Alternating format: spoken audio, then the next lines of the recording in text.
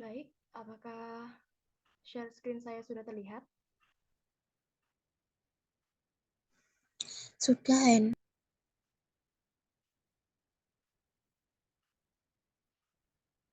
Oke, terima kasih atas kesempatannya teman-teman. Saya mulai. Assalamualaikum warahmatullahi wabarakatuh. Selamat malam, salam sejahtera bagi kita semua. Shalom, Om Swastiastu, Namo Buddhaya, Salam Kebajikan, Salam Pancasila. Baik, yang terhormat, Profesor Sarmini selaku dosen pengampu mata kuliah metode penelitian kualitatif beserta teman-teman sekalian. Di sini saya ingin mempresentasikan proposal saya mengenai persepsi siswa terhadap mata pelajaran PPKN sebagai upaya preventif terhadap dekadensi moral studi kasus di sekolah di SMAN 1 Mojosari.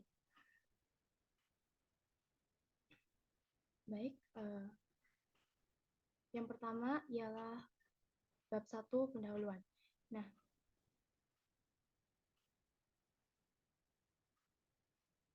yang pertama ialah bab 1 pendahuluan.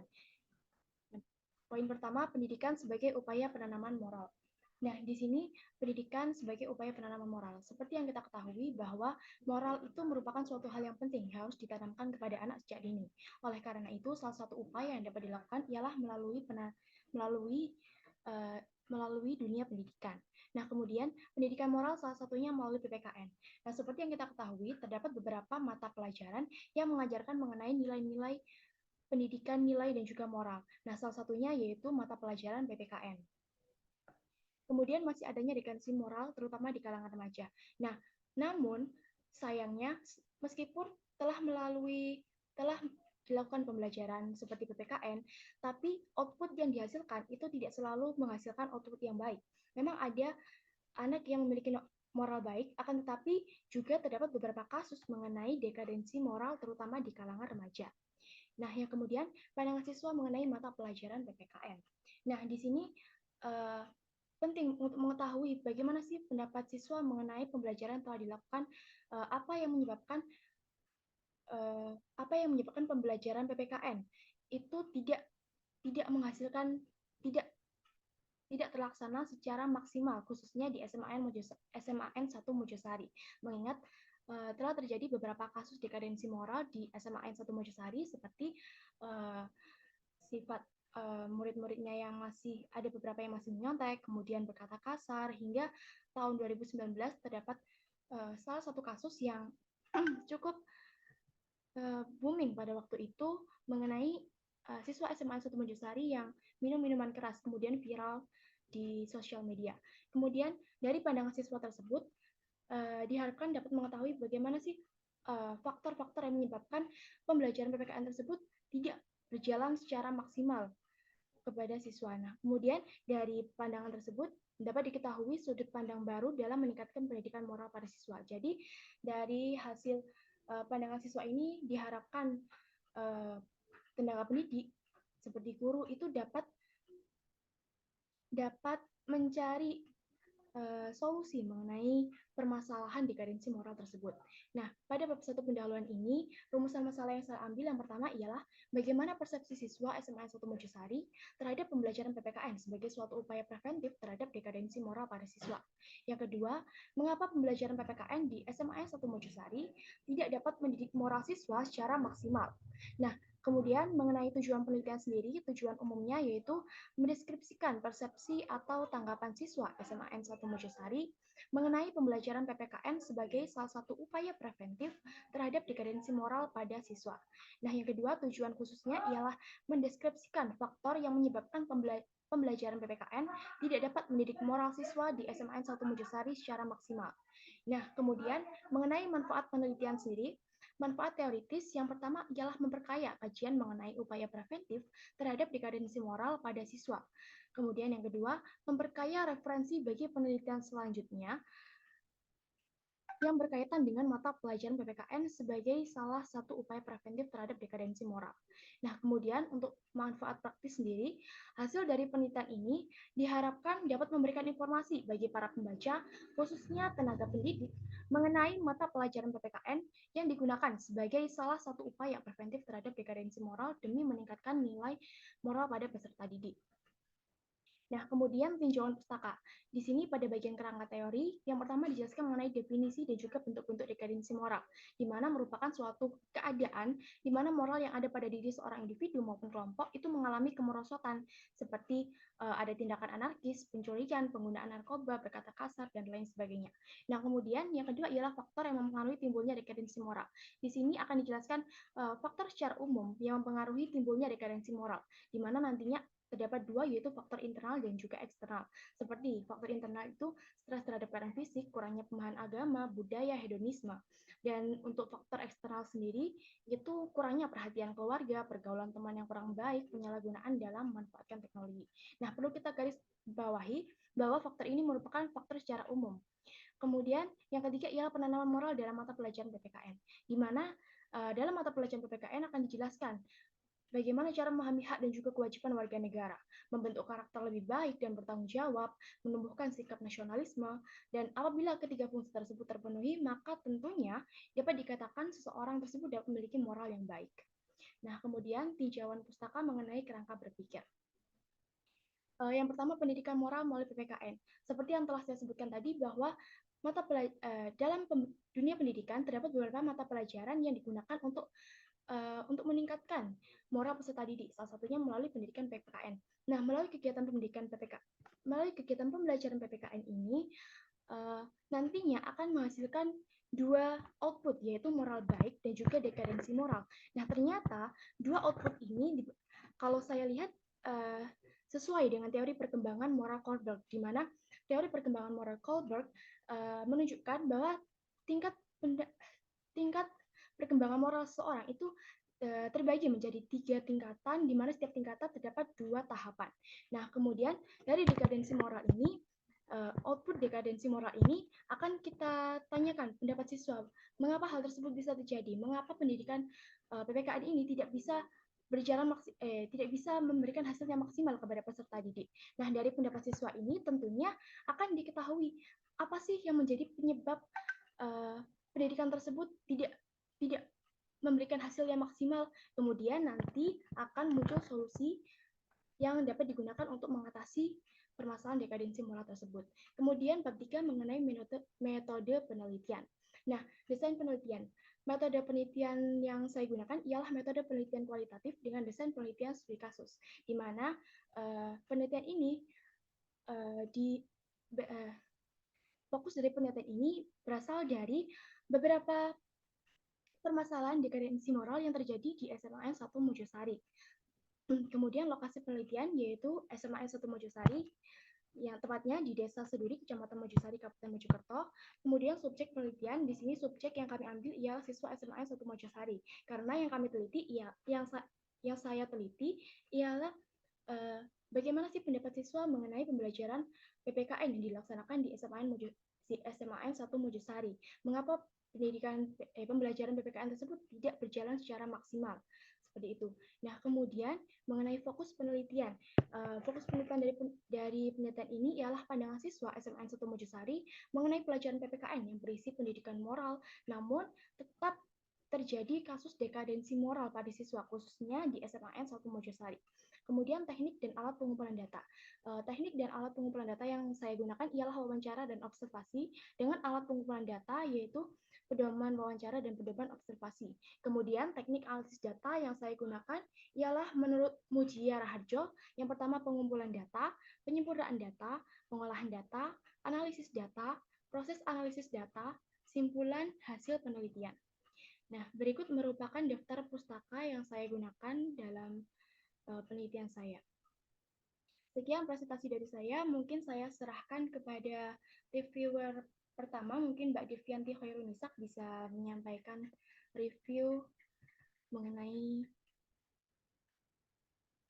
penelitian saya. Silakan. Mungkin bisa Mbak Arianti duluan ya, soalnya barusan sudah sepakat sama Mbak Arianti kalau Mbak Arianti duluan. Baik, mungkin untuk Mbak Arianti Safitri bisa menyampaikan reviewnya terlebih dahulu. Baik, terima kasih atas kesempatannya. Sebelumnya, perkenalkan nama saya Ariyanti Safitri, NIM 029 dari kelas 2021A selaku reviewer dari PPT dan presentasi Heni Vitasari. Mungkin bisa di slide latar belakang, Mbak Eni. Baik. Ya, baik. Di bagian latar belakang, mungkin menurut saya di bagian latar belakang ini sudah cukup baik, sudah cukup bagus, dan mungkin ada sedikit tambahan dari saya. Mungkin bisa ditambahkan terkait fenomena atau kasus sebelumnya yang juga mengangkat topik terkait dekadensi moral sendiri. Sehingga nanti ada perbandingan antara kasus, misalnya bisa ditambahkan angka tingginya moral di Indonesia itu sebagai dekadensi moral ya. Nah, itu mungkin bisa dijelaskan salah satu fenomena dekadensi moral yang ada di Indonesia. Jadi nanti ada angka atau ada semacam pembanding antara penelitian sebelumnya dengan penelitiannya Mbak Heni gitu. Kemudian terkait elemen tanda panah, menurut saya mungkin tidak perlu diberi tanda panah karena dari poin-poinnya sendiri tidak ada alur waktu yang berurutan. Jadi tidak ada substansi waktu di poin-poin sendiri juga. Biasanya kalau tanda panah itu kan untuk waktu, untuk prosedur begitu ya. Nah, menurut saya di sini dengan menjelaskan poin-poin saja secara berurutan menurut saya sudah cukup tanpa harus diberi tanda panah gitu. Mungkin bisa lanjut di slide rumusan masalah. Baik, terima kasih. Untuk di slide rumusan masalah ini, pada pertanyaan kedua, mengapa pembelajaran PPKN di SMAN 1 Mojosari tidak dapat mendidik moral siswa secara maksimal? Di sini menurut saya, kata tidak dapat mungkin bisa diganti kata kurang, karena tiap lembaga pendidikan pasti memiliki visi misi untuk menjadikan peserta didiknya lebih baik, tentunya juga berkaitan dengan moral. Sehingga jika menggunakan kata tidak dapat akan bersifat subjektif, gitu Mbak Heni, kalau menurut saya. Untuk tujuan penelitian, manfaat penelitian, menurut saya tidak ada tambahan dari saya, begitu. Nah, mungkin bisa dilanjut di slide kajian pustaka atau kerangka teori. Nah, di sini juga menurut saya juga sudah cukup, tetapi mungkin pada definisi dekadensi moral sendiri bisa ditambahkan kutipan. Mungkin definisi menurut para ahli bisa dijelaskan ahli siapa yang dikutip oleh Mbak Heni, atau mungkin jika definisinya dikutip dari buku, mungkin dijelaskan bukunya buku dari siapa, tahun berapa, begitu Mbak Heni. Jadi bisa lebih kuat argumentasi dari penelitian Mbak Heni juga, seperti itu. Terakhir mungkin pada metode penelitian,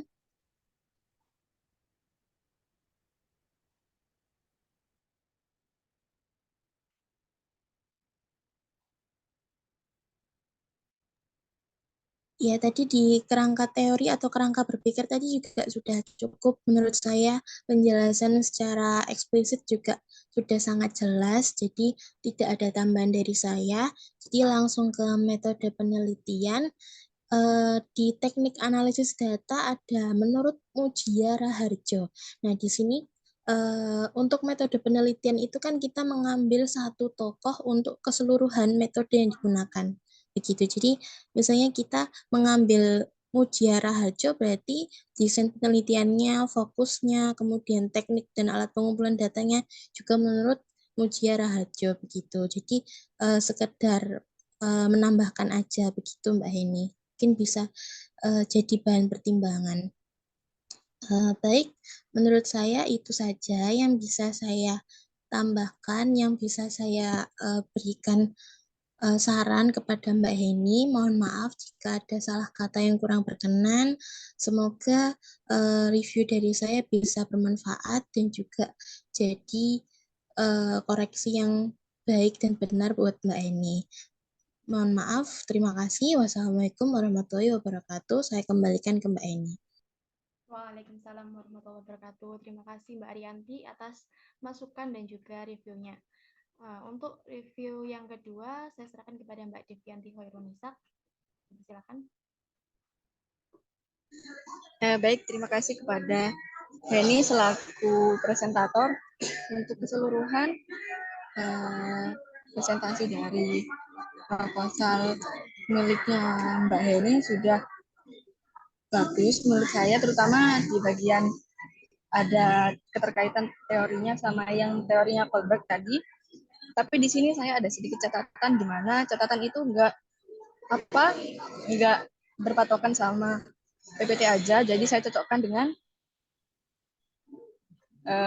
proposalnya Mbak Heni. Ini abstrak dulu. Abstraknya Mbak Heni cuma 200-an kata, sedangkan waktu itu profesor menganjurkan bahwa kalau proposal penelitian itu abstraknya 300 kata. Lalu untuk yang kedua, pada rumusan masalah yang kedua. Jadi di rumusan masalahnya Mbak Heni kan menyebutkan bahwa mengapa pembelajaran PPKN di SMAN Mojosari, SMAN 1 Mojosari tidak dapat mendidik moral siswa secara maksimal. Nah, menurut saya untuk rumusan masalah yang kedua terkesan seperti menuduh bahwa pembelajaran PPKN di SMA Negeri 1 Mojosari itu kayak kurang bisa mendidik moral siswa. Jadi mungkin kalau bisa dan kalau Mbak Henia berkenan, mungkin kalimatnya bisa diganti biar nggak terkesan kalau emang terbukti kalau pembelajaran PPKN-nya itu emang nggak bisa secara maksimal bisa mendidik moral siswa.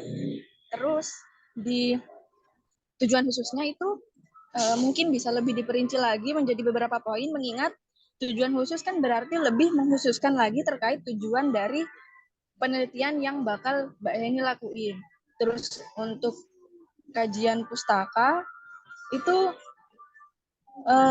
pada catatan yang saya catat waktu pelajarannya mata kuliahnya profesor itu 2.1 itu state of the art atau hasil penelitian sebelumnya. Jadi mungkin kebalik sama kerangka teorinya. Terus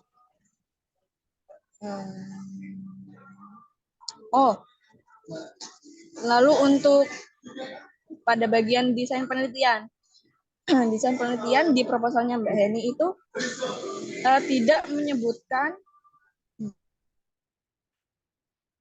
argumentasi alasan mengapa mengambil desain penelitian tersebut. Jadi harusnya pada paragraf pertama itu pendekatan apa yang dipakai, terus disebutin, dijelasin. Bisa di proposalnya Mbak Heni juga masih belum tercantumkan argumentasi yang harusnya dijadikan per poin, juga pada bagian subjek penelitiannya juga masih belum ada argumen. Begitu saja dari saya. Terima kasih. Saya kembalikan kepada Mbak Heni. Baik, terima kasih atas masukan dan juga kritiknya dari Mbak Devianti Hoirunisa. Terima kasih juga saya ucapkan kepada kedua reviewer yang telah menyampaikan saran-saran dan juga hasil review dari proposal penelitian saya. Saya ucapkan terima kasih dan akan saya jadikan untuk perbaikan ke depannya. Baik, terima kasih atas kesempatannya. Mohon maaf apabila saya ada salah kata. Saya tutup. Terima kasih. Wassalamualaikum warahmatullahi wabarakatuh. Waalaikumsalam warahmatullahi wabarakatuh.